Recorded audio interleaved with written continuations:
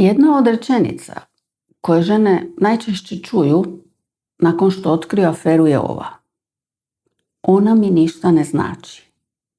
I tada se u glavi žene pojavi isto pitanje: ako ti ona ništa ne znači, zašto si bio s njom? Kako možeš imati seks s nekim ko ti ništa ne znači? Kako možeš pisati poruke mjesecima, dogovarati susrete, lagati mi, sve riskirati i onda reći da ta osoba tebi ništa ne znači?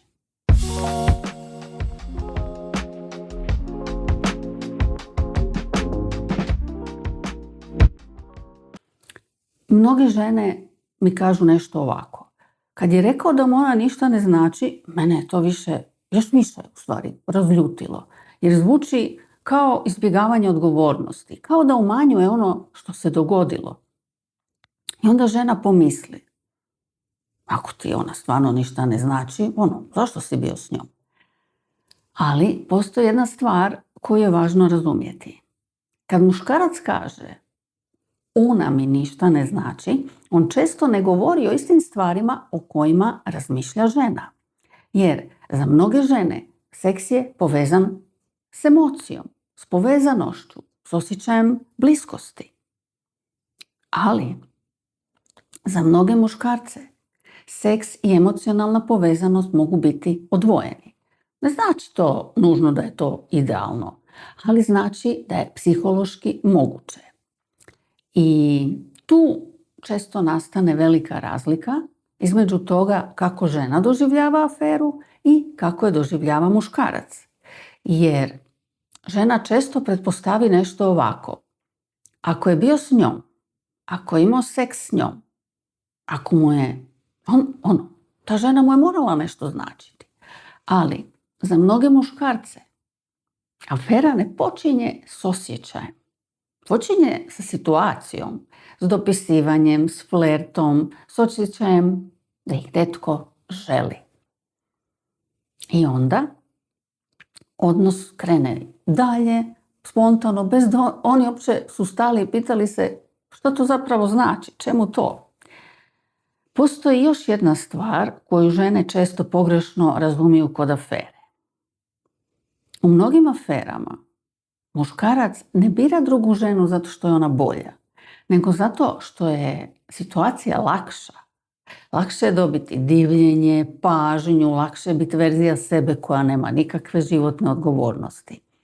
I onda se pojavi situacija gdje dobije pažnju, flert, poruke, osjećaj da ga netko želi, i to može biti vrlo snažan okidač. Ne zato što je ta žena posebna, nego zato što ta situacija stvara uzbuđenje. I to je često trenutak kad prevarena žena počne misliti da je problem u njoj, ali vrlo često uopće nije problem u njoj. To je ono što mnoge žene ne vide iznutra, one vide samo rezultat izvana, aferu, poruke, sastanke, seks, i onda zaključe: sigurno mu je ona značila puno kad je toliko riskirao radi nje. Ali u stvarnosti u mnogim aferama odnos postoji samo u jednom prostoru fantazije, u tajnosti, u novosti. U tom prostoru nema stvarnog života, nema računa, nema djece, nema svađa oko sitnica. Postoji taj samo mali prostor uzbuđenja. I zato ponekad muškarac može reći: ona mi ništa ne znači. Ne zato što nužno želi umanjiti tvoju bol, nego zato što ta žena za njega nije bila osoba s kojom je planirao život. Nije bila osoba s kojom je imao stvarnu povezanost. Ali to ne znači da ono što se dogodilo nije ozbiljno pogrešno.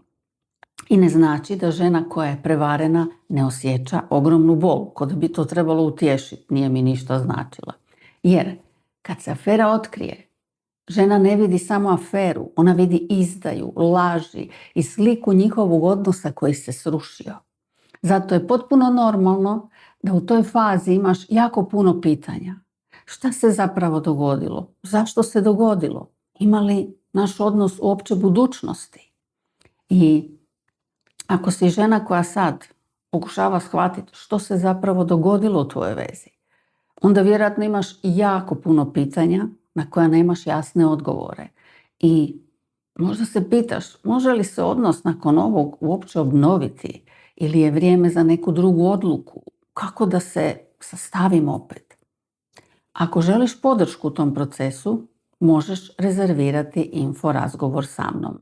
Vidimo se.